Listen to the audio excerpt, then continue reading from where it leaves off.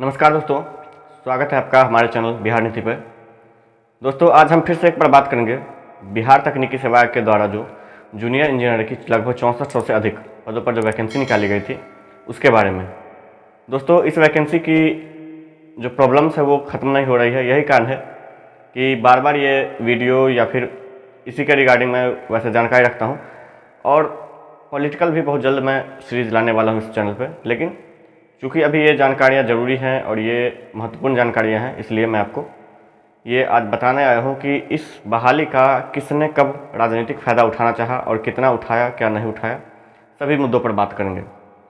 दोस्तों, इस बहाली के कई कड़ियाँ हैं, कई जानकारियाँ हैं, कई बातें हैं जो कि आप लोगों को जाननी चाहिए। सबसे पहली बात दोस्तों, बहाली जब आई थी तो उसमें कई तरह की पेच फंसी, और उन पेचों की बात हम नहीं करेंगे। बात आज हम करेंगे सिर्फ और सिर्फ जो इसके राजनीतिक या राजनेता जो इसके बारे में बातें किए हैं उनके बारे में। इसमें सबसे पहले बात अगर हम करेंगे दोस्तों, तो जब आपने देखा होगा कि 2021 के मिड में जब ये बहाली की बातें चली, उसके बाद जब काउंसलिंग हो गया, उसके बाद जब मिड 2021 आया, तो सबसे ज़्यादा एक विधायक हैं जो इसके बारे में फेसबुक पे, ट्विटर पे, हर जगह और लेटर के माध्यम से बातें करते थे। हालांकि जब रिजल्ट आया, रिजल्ट में कुछ बातें हुई, कुछ प्रॉब्लम्स हुई, उस प्रॉब्लम के बाद वो विधायक कभी इसके फेवर में दिखे नहीं। एक बार उसके बाद पोस्ट किया था इन्होंने, जैसी मेरी जानकारी है, और आप लोगों को भी ये बातें पता होगी। तो अगर बात करें दोस्तों तो इस बहाली के बारे में, तो सबसे पहले ये हैं विधायक हैं ओबरा के विधायक ऋषि कुमार, जो आरजेडी के विधायक हैं। ये बार बार लेटर लिख रहे थे वैकेंसी को जल्द से जल्द पूरी करने के बारे में, और उनके बातों पे कई लोगों ने उनका समर्थन भी किया। कई लोग उनके पास गए, और जब भी कोई लोग जाते थे वो एक फेसबुक पोस्ट या फिर ट्विटर पोस्ट या फिर एक लेटर के माध्यम से बातों को आगे बढ़ा देते। इससे ज़्यादा वो कभी नहीं, बस फेसबुक पे, ट्विटर पे एक धमकी, आंदोलन का आगाज़ किया जाएगा, आंदोलन किया जाएगा, लेकिन ऐसा कभी हुआ नहीं। उनको एक बार आंदोलन में बुलाया भी गया, वो आए नहीं। तो एक ये होता है कि एक फॉलोअर बढ़ाना फेसबुक पेज पे, मतलब आजकल के जो नेता हैं, युवा नेता हैं, मैं भी उन्हें अच्छा मानता हूँ, एनर्जी से भरपूर होंगे, लेकिन कभी वो फील्ड में इसके लिए काम नहीं किए। जो सच्चाई है, सच्चाई रखना आप लोगों के पीछे, आप लोगों के सामने मेरी कोशिश हमेशा रहेगी। तो ओबरा के विधायक जो हैं ये ऋषि कुमार, इन्होंने कभी इसके बारे में सामने से बात नहीं किया, कभी फील्ड में ये नहीं उतरे। सिर्फ और सिर्फ एक फेसबुक पोस्ट, जो आज के डेट में हम बोलते हैं कि सोशल मीडिया के नेता, वही बन के रह गया, और इन्होंने कभी फील्ड में काम नहीं किया। और सिर्फ ये युवाओं की राजनीति के बारे में अपना बयान देंगे, लेकिन करते फील्ड में कुछ नहीं करते हैं। सच्चाई बता रहा हूँ दोस्तों, इसको आप पॉजिटिव ले सकते हैं, निगेटिव ले सकते हैं, चाहे जैसे ले सकते हैं। मैं इस पर आप लोगों से कुछ नहीं कहना चाहूँगा। बात करते हैं अब दूसरे की दोस्तों, तो दूसरे हैं हमारे पालीगंज के विधायक श्रीमान संदीप सौरभ। ये भी इसके बारे में बहुत बोले, बहुत बातों को आगे बढ़ाया। वो रिजल्ट निकलने के बाद इन्होंने बढ़ाया। रिजल्ट निकलने से पहले जो फर्स्ट रिजल्ट जिसमें कि धांधली हुई, क्या हुई, सभी आप लोग जानते हैं, मुझे एक्स्ट्रा बताने की कोई ज़रूरत है नहीं।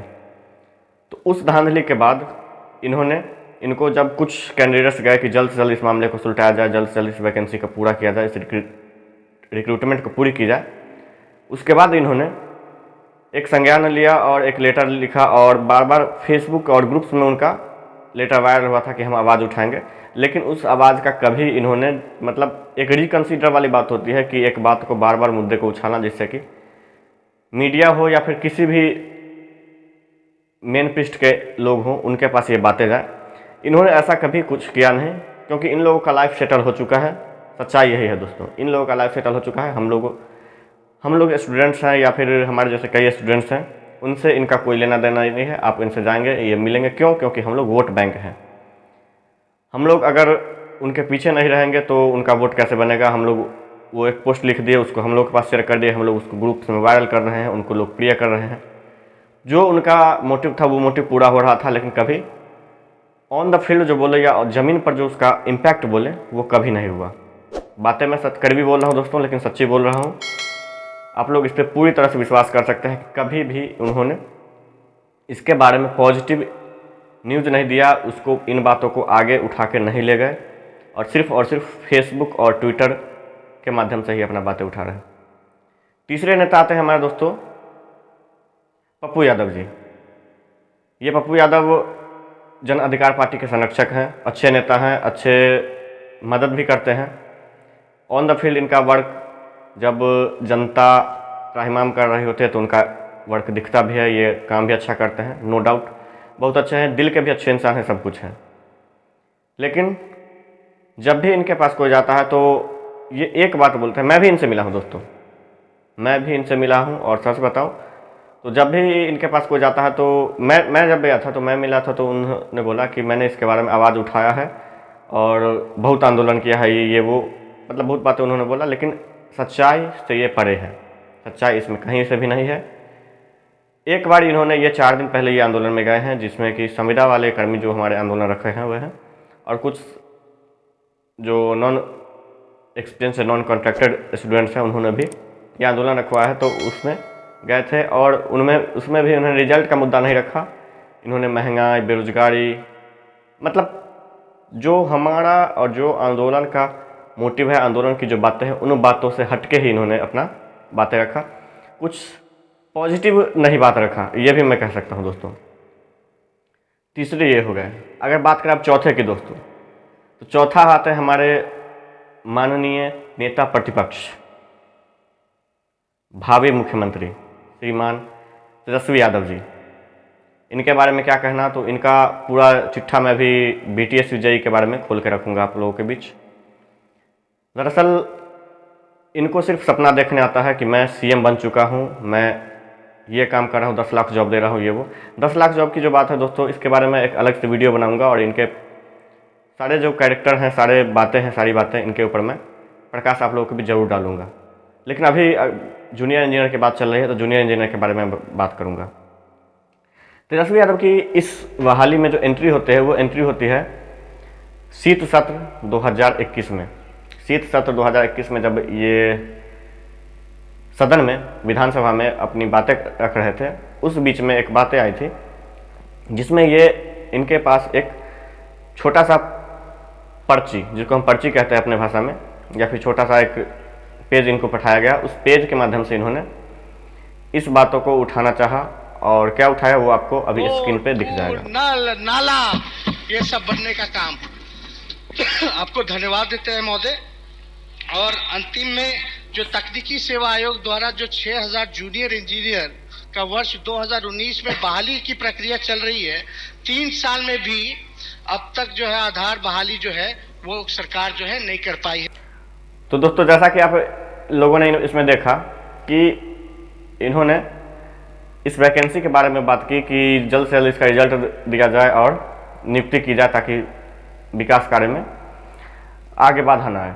अब बात करते हैं दोस्तों इसके बाद। इसके बाद इनकी एंट्री होती है जब इस बहाली में कुछ अड़चने आई, जो कुछ जब भ्रष्टाचार के या फिर आप उसको कह सकते हैं कि बहाली में फर्जीवाड़ा के सबूत आए, तो इनके पास कई स्टूडेंट्स गए लगभग 6 तारीख को, 6 अप्रैल को गए। तो इन्होंने मिलने का समय दिया और मिलने का समय दिया तो इनके पास सुनने का समय नहीं था। इनके गेट पे लगभग 70 से 80 स्टूडेंट थे,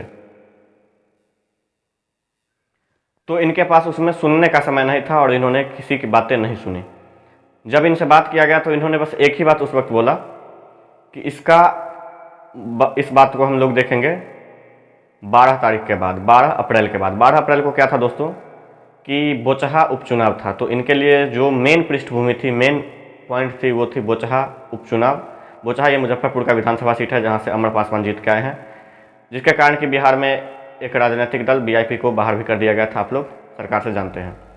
उस उपचुनाव के बारे में इन्होंने बातें की कि उस उपचुनाव के बाद ही हम लोग इस मुद्दे पे, मतलब इस बहाली के मुद्दे पे, तो कहने का मतलब इनको अपने CM बनने की ज़्यादा जल्दी थी। राज्य के रोजगार की तलाश कर रहे, राज्य में कुछ पॉजिटिव तलाश कर रहे छात्रों से इनको कोई मतलब नहीं था, सिर्फ और सिर्फ वोट से मतलब था। पहले बोचहा उपचुनाव, फिर आप लोगों की बातें। तो इन्होंने टाइम दिया कि 13 मार्च को दोस्तों इन्होंने कुछ नहीं किया। इन्होंने बोला कि हम लोग बुलाएंगे। एक इनके पास साथ रहते हैं, उनको बोला कि इन लोगों से नंबर ले लीजिए, इनसे बात कर लीजिए और 13 तारीख को हम लोग देखते हैं आगे क्या होता है। लेकिन दोस्तों एक वो होता है ना कि लोग सिर्फ एक इंसान को आगे बढ़ाने के लिए उसमें बस दिखाते हैं। तो न्यूज़ मीडिया में चल गए कि छात्रों ने तेजस्वी के सामने बातें रखी और तेजस्वी ने सुनी और तेजस्वी ने बोला कि 13 के बाद अगर वो देखेंगे तो क्या उनके पास उस वक्त 10 मिनट टाइम लेके मीडिया में बयान देने का कोई टाइम नहीं था। ये बातें आती है दोस्तों जब आप पॉलिटिकली होते हैं। आप चूँकि आप जानते हैं कि इन्होंने कभी फील्ड में मेहनत करके काम नहीं किया, फील्ड में मेहनत करके छात्रों कहें या फिर नौजवानों कहें या फिर जनता के बीच में रह के इन्होंने कभी काम नहीं किया। ये सिर्फ और सिर्फ अपने पिताजी के बातों पे, पिताजी के किए कराए, पिताजी के बने बनाए वोट के ऊपर राजनीति अपना कर रहे हैं। तो आप लोग ये अच्छी तरह जानते हैं। तो बात इसमें क्या आती है दोस्तों कि इन्होंने उस वक्त भी कुछ ध्यान नहीं दिया और इसके ऊपर कुछ नहीं। आज जब लेटर पैड या फिर ईमेल के माध्यम से इनको हमेशा बताया गया कि सर बीटीएससी की बहाली जो है, जूनियर इंजीनियर की बहाली, इस बहाली में बहुत सारी धांधलियाँ हो रही है, बहुत सारी बातें हो रही है, लेकिन इनके पास कोई भी टाइम नहीं। आज भी अगर इनको देखेंगे आप तो स्टूडेंट्स या फिर इसके जो अभ्यर्थी हैं बीटीएससी के, वो गर्दनी बाग में धरना दे रहे हैं। और जो इंसान 10 लाख नौकरी की बात करता है वो जीप को धकेल रहा है, वो क्रिकेट खेल रहा है। आप लोग इस वीडियो को भी सोशल मीडिया के माध्यम से इन बातों को भी देखे होंगे कि तेजस्वी यादव फिटनेस के लिए ध्यान दे रहे हैं, तेजस्वी यादव क्रिकेट खेल रहे हैं, तेजस्वी यादव जीप को धकेल रहे हैं। लेकिन तेजस्वी यादव छात्रों के बीच नहीं जा रहे हैं, ये मीडिया में कभी नहीं आएगा। ये होती है राजनीतिक फायदा। उन्होंने जब उससे पहले एक बार और बातें हुई थी दोस्तों, 15 सितंबर 2021 को जब आरजेडी ऑफिस में कैंडिडेट्स गए थे, जब तक रिजल्ट नहीं आया हुआ था तब तक कैंडिडेट्स आरजेडी ऑफिस में गए थे, तो ये वो तुरंत मिलने आए क्योंकि उस वक्त भीड़ ज़्यादा थी, लगभग 400 से 500 के आसपास भीड़ थी। तो इस भीड़ का लीडर बनने के लिए ये दौड़ के आए, आरजेडी ऑफिस में लोगों को बुलाया और बोला कि हम इस पर ध्यान देंगे और पेपर भी ले लिया, लेकिन कभी ध्यान नहीं दिया दोस्तों। आपको बता दूं कि कभी इन्होंने उस पर ध्यान नहीं दिया। उस वक्त एक ट्वीट तक नहीं आया। जो आदमी 10 लाख रोजगार की बात करता है उसका बेरोजगारों के आंदोलन पे एक ट्वीट तक नहीं आता है। आप समझ सकते हैं कि इनकी रोजगार के प्रति कितनी पॉजिटिव सोच है। उसके बाद भी अगर बात करें दोस्तों तो इनके इसके अलावा सिर्फ और सिर्फ आरजेडी के ट्विटर हैंडल से, आरजेडी ऑफिशियल के ट्विटर हैंडल से सिर्फ ये आया कि तेजस्वी यादव ने सुनी छात्रों की मांग, बहुत जल्द इसको सदन में उठाया जाएगा। सदन में उठाया नहीं गया, बाद में एक पर्ची दिया गया, उस पर्ची के माध्यम से उन्होंने इस बातों को बोली। लेकिन कभी रोड पे या फिर जो वो कहते हैं ना मास लीडर, जो फील्ड में लड़ता है, जो सड़कों पे लड़ता है, इन्होंने इस बारे में कभी नहीं सोचा, छात्रों के बारे में कभी नहीं सोचा। सिर्फ और सिर्फ अपनी राजनीति चमकाई और कुछ नहीं। मैं चारों लीडर की बात करता हूँ, इसके अलावा 1-2 लीडर और हैं, जैसे कि आप जानते हैं ये पुष्पम प्रिया हो गई जो प्लूरल्स पार्टी के अध्यक्ष हैं। इन्होंने भी एक बार फेसबुक पोस्ट और ट्विटर के माध्यम से इसके ऊपर आवाज़ उठाया, लेकिन फील्ड में कोई भी लीडर नहीं आया। इसके अलावा जब आप किसी लीडर के पास जाएंगे, मैं खुद जो सरकार में है उस विधायक के पास गया, उनके मंत्री के पास गया, उन्होंने बोला कि पता है कि हाँ इसमें धांधली तो हुई है, इसकी जांच होगी। जांच क्या, उनको तो अपने शेयर की लगी रहती है, कभी इन्होंने उसके बारे में आगे बातें नहीं बढ़ाई। ये सभी बातें होती है बिहार में रिक्रूटमेंट की दोस्तों। बाकी इसके अलावा भी जो भी न्यूज़ होगी मैं आपको बताऊंगा। और ये बता दूं कि और भी वैकेंसीज हैं जिसमें लेट लतीफ़ी हो रही है, उसके बारे में भी मैं अपने वीडियो के माध्यम से आप लोगों से अवगत होते रहूँगा। बाकी आप लोग इस वीडियो को ज़्यादा से ज़्यादा शेयर करें, हो सके तो उन नेताओं के कमेंट सेक्शन में भी इसको टैग करें इस वीडियो को, ताकि उन लोगों को भी पता चले कि वो कहाँ थे और कहाँ हैं। भ्रष्टाचार पे उन लोगों का कोई ना थे, इसमें जो धांधली हुई उस धांधली पे उन्होंने किसी चारों में से, मैं आपको बोल रहा हूँ बांकीपुर के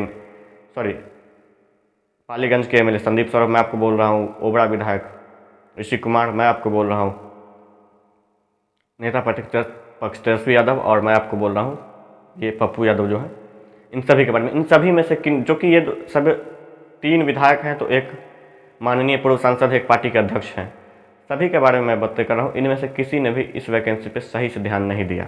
बाकी देखते हैं आगे, जो भी समय आएगी, जो भी बातें आएंगी, मैं आपको वीडियोज़ के माध्यम से बताते रहूँगा।